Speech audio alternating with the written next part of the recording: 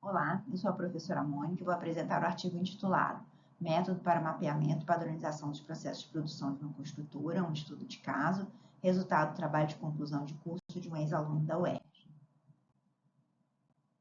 Trata-se de um trabalho realizado numa construtora de pequeno porte, cujos diretores perceberam a importância da aquisição das certificações de qualidade.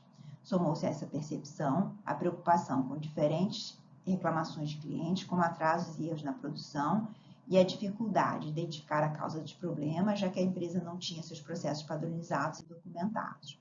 Diante desse cenário, colocou-se o objetivo do trabalho de definir um método para o mapeamento e a padronização dos processos de produção da empresa, visando a sua futura certificação de qualidade. Sobre o referencial teórico, os principais destaques são a BPMN, que é a notação gráfica padrão mantida pelo AMG para modelagem de processos, e que foi adotada nesse trabalho, dentre outras razões, por sua riqueza de elementos e por permitir a representação de responsabilidades e eventos. Além da BPMN, outro destaque do referencial teórico é a NBR 8545, que é uma das normas que compõe as diretrizes brasileiras para a construção civil. Essa norma estabelece as condições para execução e fiscalização de alvenaria de vedação de componentes cerâmicos. Além dela, existem outras normas que compõem as diretrizes brasileiras para a construção civil. O destaque para a NBR 8545 se deve ao fato de a alvenaria ter sido o processo escolhido para a definição do método que posteriormente seria adotado para o mapeamento e padronização dos demais processos de produção da empresa. Sobre a metodologia, a primeira etapa foi a escolha do processo que seria estudado, que serviria como referência para a definição do método que, como eu disse, foi a alvenaria devido à sua alta demanda. As informações que dariam subsídio para o mapeamento do processo foram obtidas através de entrevistas com as equipes de gestão das obras e através de observação no local dessas obras.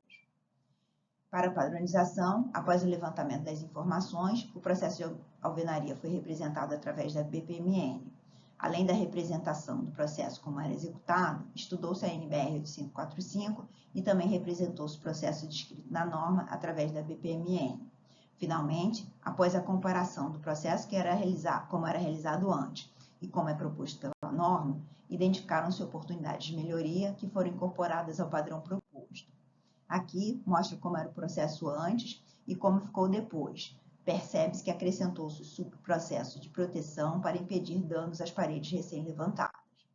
Na preparação, foi acrescentada a tarefa de verificação da disponibilidade de equipamentos e ferramentas. Essa verificação não era executada antes, o que causava pausas no processo, atrasando a produção. É importante destacar que a norma aponta a necessidade de utilização de algumas ferramentas específicas que não eram utilizadas pela empresa e que aumentam a qualidade do processo.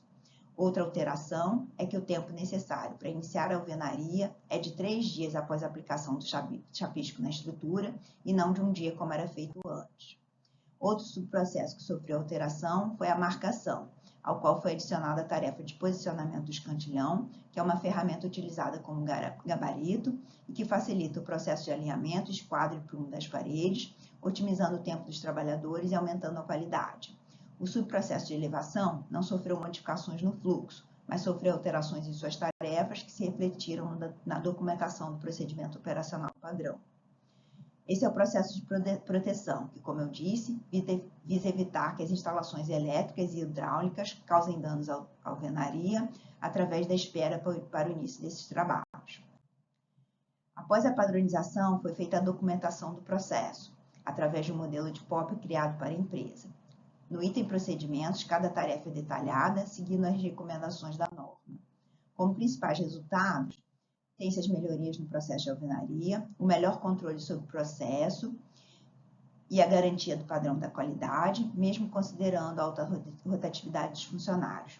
A redução empírica das reclamações dos clientes. Aqui cabe dizer que não foi possível a avaliação quantitativa dessa redução, já que a empresa não tinha sistematizado o registro e tratamento dessas reclamações. E, finalmente, a adoção do método proposto para o mapeamento e padronização dos demais processos de produção da empresa. Como conclusão, destaca-se como principal contribuição a proposta de um método que pode ser replicado por outras empresas da construção civil e como trabalhos futuros, além da aplicação do método proposto aos demais processos de produção da empresa, o que já vem sendo realizado, coloca-se a necessidade de sistematização do registro e do tratamento das reclamações de clientes. Obrigada.